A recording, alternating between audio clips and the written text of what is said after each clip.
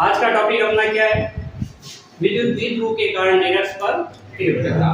सबसे पहला पॉइंट, विद्युत द्विध्रुव क्या होता है? दो परिमाण में समान और प्रकृति में विपरीत आवेश को हम क्या कहते हैं? विद्युत द्विध्रुव। क्या करो, ये हमारे पास एक पॉइंट के ऊपर चार्ज है और दूसरा चार्ज कहां पर है? B point. यहाँ पे हम मान लेते हैं +2 है और यहाँ पे मान लेते हैं -2। ठीक है, यहाँ -2 ले लेते हैं।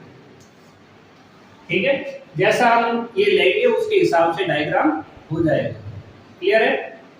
तो क्या है, इन दोनों के बीच की जो दूरी है वो हम हमेशा 2a लेते हैं। इस पॉइंट A से इस पॉइंट B तक के बीच की दूरी कितनी होगी? 2। ये इसका मध्य बिंदु है। मध्य बिंदु है तो इसकी दूरी यहाँ से यहाँ तक कितनी होगी? A होगी।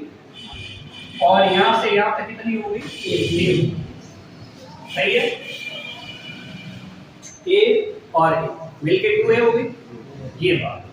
अभी ये विद्युत द्विध्रुव कैसे पता चला कि एक +q आवेश है, दूसरा -q आवेश है।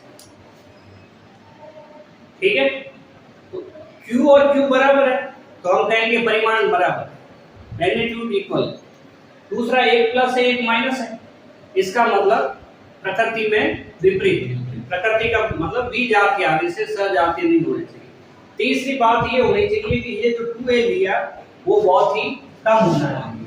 2a का जो वैल्यू है वो बहुत ही कम होना चाहिए। ये जो लाइन है वो निरक्ष कहलाती है। ठीक है, और ये जो लाइन काल्पनिक रेखा है वो अक्ष कहलाती है। ये अक्ष है और ये निरक्ष। पिछली बार हमने यहाँ पे P पॉइंट कंसीडर किया था और यहाँ पे इलेक्ट्रिक फील्ड फाइंड किया था। सही है? अभी हम क्या करेंगे, इस जगह में चीजें हमेशा आसान होती है, हमें ध्यान से देखने की जरूरत।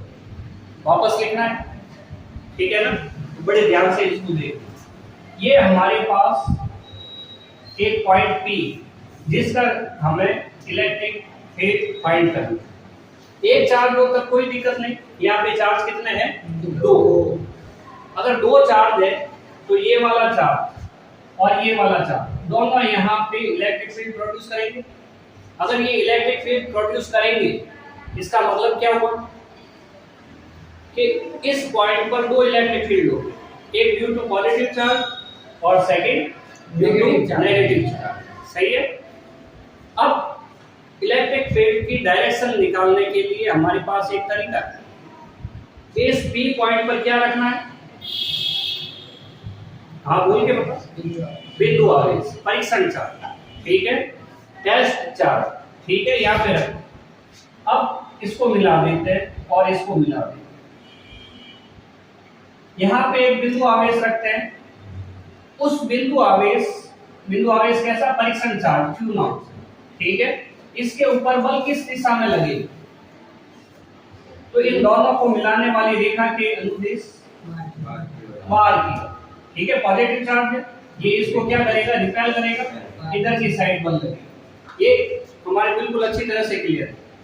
ये जो पॉजिटिव चार्ज है वो यहाँ पे रखे परीक्षण आवेश जो हमेशा पॉजिटिव होता है, तो उसको प्रतिकर्षित करेगा तो ये इधर की साइड जाएगा। जिधर जाएगा उधर ही उसका इलेक्ट्रिक फील्ड होगा। यहाँ B पॉइंट है इसलिए हम इसको EB लिख देंगे। सही है?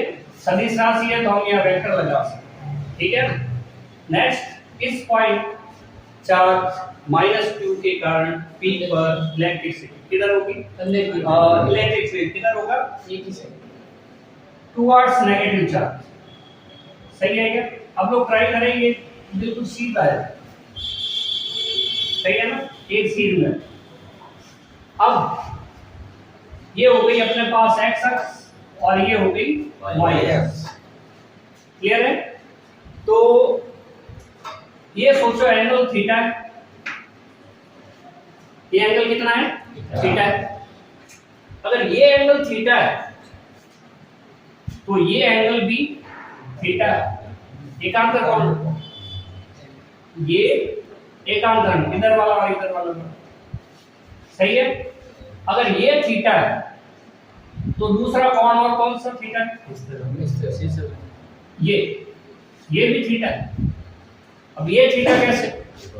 ये जो एक त्रिभुज है इसमें ये पॉइंट निरक्ष पर है, मतलब बिल्कुल सेंटर लाइन पर है। अगर सेंटर लाइन पे ये लाइन और ये लाइन बराबर हो, अगर ये दोनों बराबर है बुझाएं तो ये एंगल भी दोनों बराबर होंगे। सही है। ये पॉइंट नीचे आएगा तो ये एंगल जितना चेंज होगा उतना ही ये चेंज होगा। बात समझ में नहीं आए तो यहाँ रख के देखिए, इसका एंगल 0 हो जाएगा, इसका भी 0 हो जाएगा। सही है। तो ये अगर 0 हो गया, थीटा हो गया, तो ये एंगल कितना?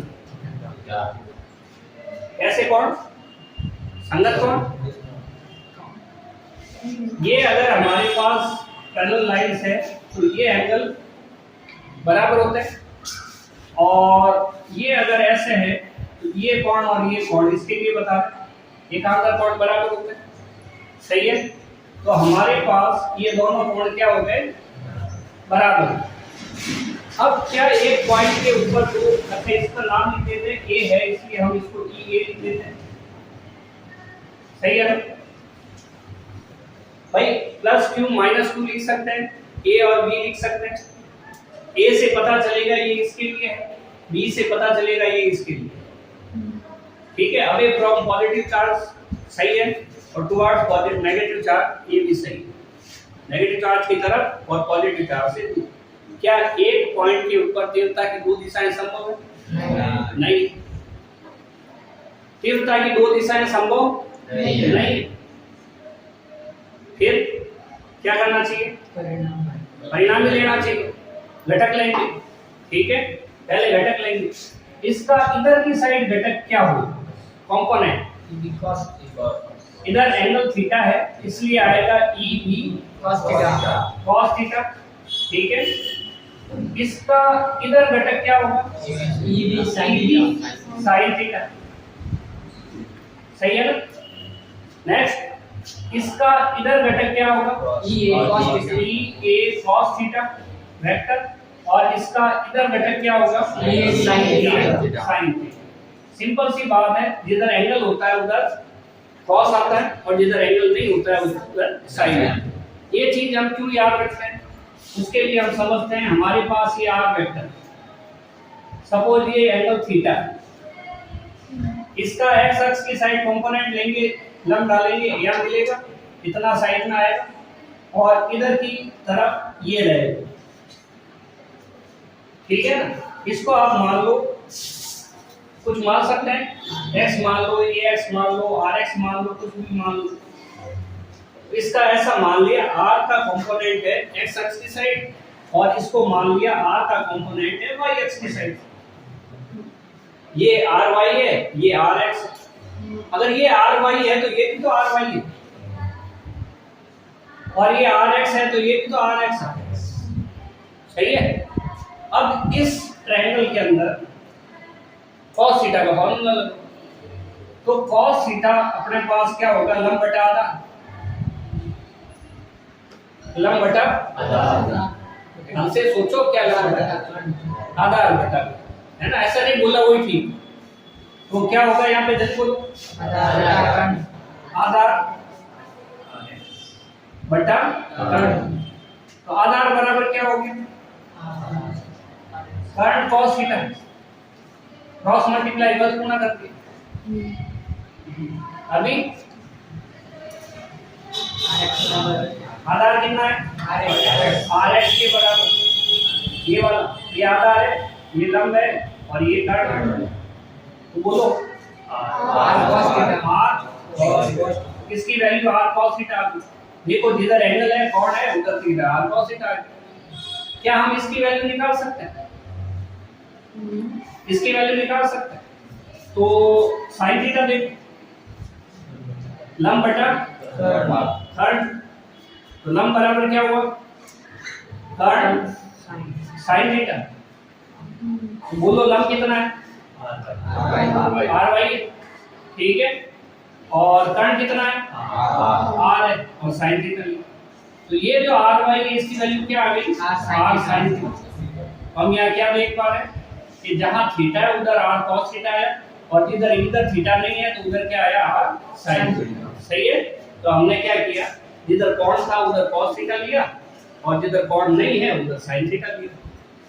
एक बात कि ये दोनों ऑपोजिट डायरेक्शन में है और इक्वल, सदिशों में इनका परिणाम 0 हो जाएगा, परिणाम भी 0 हो जाएगा, रिजल्टेंट 0। सही है क्या? तो ये तो कैंसिल हो जाएगा। अब ये बिंदु P, ठीक है, ये P है, इस P पॉइंट के ऊपर डायरेक्शन होती है किधर की साइड? इधर की साइड। ये दोनों जो है वो सेम डायरेक्शन में, कौन कौन? EA cos थीटा और EB cos theta, cos theta, EA cos theta और EB cos थीटा। तो मान लो ये EA cos थीटा 10 है, ऐसा मान लेते हैं, है ना? EA cos थीटा 10 है, EB cos थीटा मान लो, कुछ भी मान लो, 10 ही मान ले, तो रिजल्टेंट कितना होगा? 20। सेम डायरेक्शन में है तो ऐड हो जाएगी, तो 20 होगा, तो सीधी बात है 20 प्लस 20 मिला के यहाँ तक तो आएगा, तो ये पॉइंट यहाँ तक आ जाएगा, और ये क्या हो जाएगा? EP हो जाएगा। इस पॉइंट पे इतना, हम यहाँ पे 3 तीर लगा रहे हैं, एक तीर EB cos थीटा का, दूसरा तीर EA cos थीटा का, और ये वाला तीर दोनों का परिणामी। तो कोई EP की वैल्यू बता सकता है कितनी होगी? EA cos theta plus EB cos theta, EA cos theta plus EB cos theta, सही है ना? EA cos theta plus EB cos theta. तो EP बिंदु P पर एक और वो रिजल्ट निकला अपने पास, वो भी बात करेंगे। बिंदु P पर परिणामी तीव्रता EP बराबर EA cos theta plus EB cos theta, ठीक है? EA cos theta plus EB cos theta. एक रिजल्टेंट यहाँ से ये भी निकला कि बिंदु P पर तीव्रता की दिशा किधर होती है? तीव्रता की दिशा किधर होती है?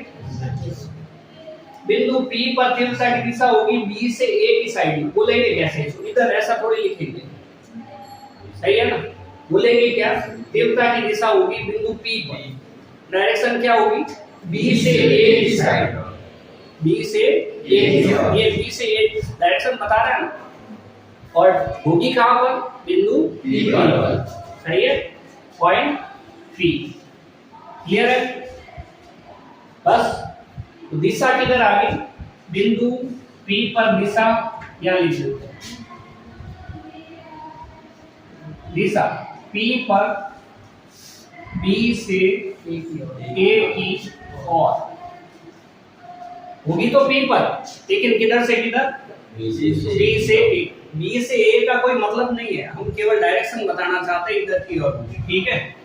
तो क्या EA बराबर EP होगा क्या? ध्यान से अगर देखें, E का फॉर्मूला होता है KQ/R²। R जो है वो डिस्टेंस है। अगर हम A के लिए बात करें, ये इसके लिए, तो डिस्टेंस हो जाएगी AP का स्क्वायर, क्या सही लिखा है? तो ये हो जाएगा EA, सही है ना? अगर हम बात करते हैं EB की, तो KQ/BP का स्क्वायर। क्या AP और BP बराबर है? बराबर है, क्योंकि अभी थोड़ी देर पहले बताया था ये बीच में से गुजरती है, सेंटर लाइन है, तो ये दूरी और ये दूरी बराबर होगी, तभी तो ये कोण बराबर हुए हैं। बराबर नहीं होती तो कोण भी बराबर नहीं होता। क्या K दोनों में कांस्टेंट है? क्या Q दोनों में कांस्टेंट है? कांस्टेंट है। अरे B जाती है, 1 प्लस 1 माइनस है, बाकी उनका मैग्नीट्यूड तो सेम है, संख्यात्मक मान तो सेम है। ये 5 कूलम है तो ये भी 5 कूलम है, Q की वैल्यू सेम है। तो ये जो वैल्यू है वो दोनों आपस में क्या होगी? बराबर होगी, तो हम इसको E लिख सकते हैं, सही है? तो हमने लिख दिया E cos theta plus E cos theta, क्या हो गया? 2E cos theta, equation number 1। बिंदु P पर direction of electric field B से A की साइड होगी टुवर्ड्स B2 ए, और बिंदु P पर रिजल्टेंट क्या होगी, इंटेंसिटी ये वाली। अब हमारा काम है E की वैल्यू फाइंड करना और cos थीटा की वैल्यू फाइंड करना। सही है, दोनों मान अगर यहाँ पे रख देते हैं तो हमारे पास विद्युत द्विध्रुव की निरक्ष पर विद्युत क्षेत्र की तीव्रता आ जाती। तो हम पहले क्या करते हैं, cos थीटा की वैल्यू निकाल लेते हैं या फिर इसकी वैल्यू निकाल दो E, ठीक है। हम पहला काम बोलो क्या करें, E की निकालें। E का मान ज्ञात करना, मान तो संख्यात्मक होता है, सूत्र बता रहे याद करना, इसको हम व्यंजक कह सकते हैं, फॉर्मूला, ठीक है। तो बोलो E इक्वल टू क्या हो जाएगा, AQ upon R square। AQ upon R क्या है, AP का स्क्वायर, AP का स्क्वायर, चाहे इसका AP लिख दो चाहे BP लिख दो, एक ही बात है। तो हम यहाँ पे क्या लिख देते, AP का स्क्वायर। अगर BP स्क्वायर लिख दे तो गलत होगा क्या, AP क्यों लिखा, AP इसलिए लिखा कि ये पॉइंट है और ये चार्ज है, दोनों के बीच की दूरी लेनी है। हम जब इसका डेरिवेशन किया था बिंदु आवेश के कारण विद्युत क्षेत्र की तीव्रता ज्ञात करने का, उस समय हमने यहाँ पे Q बनाया था, यहाँ पे बिंदु P लिया था। तो जो R माना था वो बिंदु आवेश और P पॉइंट के बीच की दूरी थी। यहाँ पे भी बिंदु आवेश ये रहा और P पॉइंट ये रहा, दोनों के बीच की दूरी AP लेनी। अब AP लेने के लिए हम क्या करें, ये जो डिस्टेंस है आनी चाहिए अपने पास होनी चाहिए, ये आएगी कहाँ से, इसके लिए हम OP जो है उसको हम R मान लेते हैं। क्या मान लेते हैं, R। हम कंसीडर कर लेते हैं OP इक्वल टू R है, और ये डिस्टेंस तो हमें पता ही है, तो हम ये ट्रायंगल इधर बनाते हैं।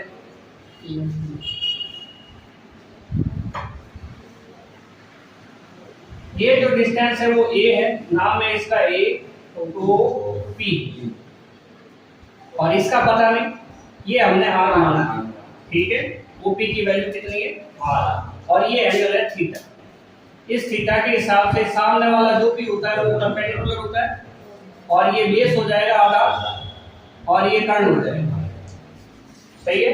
तो क्या हम यहाँ से AP निकाल सकते हैं, E equal to KQ upon AP, Pythagoras प्रमेय से आधार स्क्वायर, आधार स्क्वायर, तो हम यहाँ पे कर लेते हैं root of R square plus A square, और इसकी पावर में स्क्वायर। AP की वैल्यू ये होगी, पाइथागोरस प्रमेय से इधर भी लिख देते हैं, बोलो R square plus A square, ठीक है। यहाँ पे हम सॉल्व करके लिख देंगे कि ये ऐसे आए, तो E equal to P equal to क्या होगा, KQ upon R square plus A square, bracket root और स्क्वायर दोनों आते हैं, सही है। क्या ये वाला मान यहाँ रखा जा सकता है, ओके, कोई प्रॉब्लम नहीं।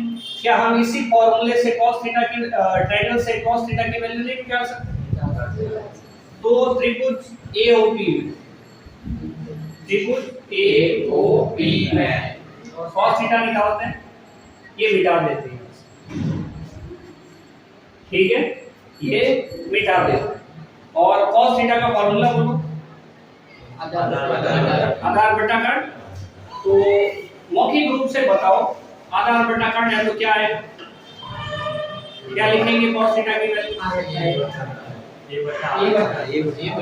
आधार तो ये हो गया, कर्ण ये हो गया, सही है ना। तो हम यहाँ कर लेते, ये जगह यूज में आ जाएगी। अब करते हैं cos थीटा ज्ञात करना, तो बोलो cos थीटा इक्वल टू आधार बटा कर्ण, cos थीटा बराबर क्या हो गया, आधार बोलो A, कर्ण बोलो root of R square plus A square का, ये रूट अगर ऐसा लगाए तो क्या तकलीफ, बराबर है ना।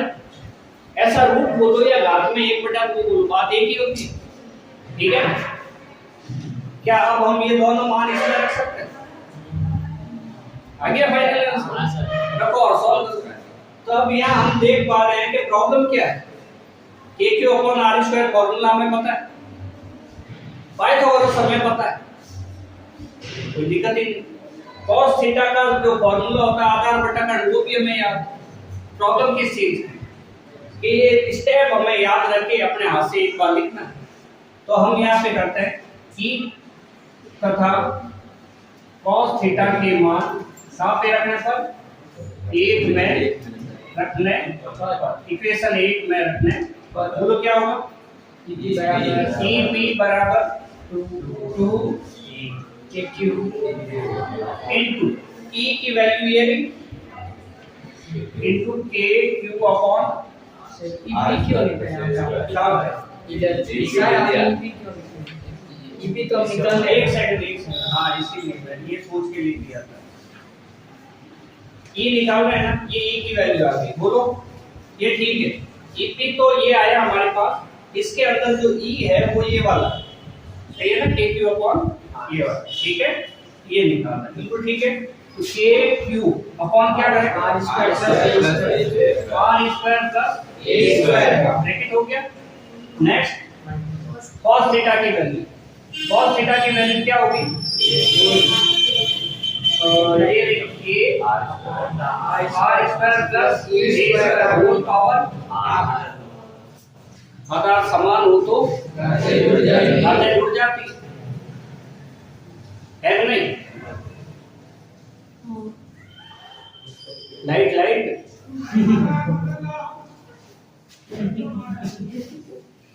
जब है सुविधा तो यूज क्यों नहीं ले रहे। चलो इधर देखा, क्या आधार समान हो तो घातें जुड़ जाएगी, घातें जुड़ जाएगी। तो हमारे पास रहा EP बराबर, देखना ध्यान से, KQ बोलो 2A सही किया है, अपॉन में क्या लिखे R² प्लस A² 3/2, ठीक है ना, ये 3/2 3/2। क्या ये फॉर्मूला आ गया, नहीं आ गया, बस अब क्या बाकी, ठीक है। अगर इसके अंदर हम एक विशेष कंडीशन ले लें, अगर विशेष कंडीशन ले लेते हैं तो क्या होगा, कंडीशन क्या है, अगर हम कंडीशन ले लेते हैं तो क्या होगा, R much greater than A, ठीक है, R much greater than A, R का जो वैल्यू है वो A की तुलना में बहुत ज्यादा बड़ा है, मतलब ये तो हमने बोला था वैसे ही बहुत छोटा होता है, ये बहुत बड़ी है, ठीक है, R की वैल्यू। तो ऐसी कंडीशन में क्या करता है, देखो यदि केस लेते हैं स्पेशल, तो ये हो जाएगा हमारे पास R much greater than A हो, एक बार ही ग्रेटर का साइन लगाया तो थोड़ा बड़ा कितना भी हो सकता है कोई बात नहीं, और मच ग्रेटर देन लगाया मतलब तुलनात्मक एक चीज को जो छोटा है उसको नगण्य मान सकते। इनमें दोनों में छोटा कौन है, ए को छोड़ो, अगर ए को छोड़ देते हैं तो हम क्या कर सकते हैं, तो R² plus A² whole power 3/2, ए को छोड़ा तो हम लिख सकते हैं R² पावर 3/2,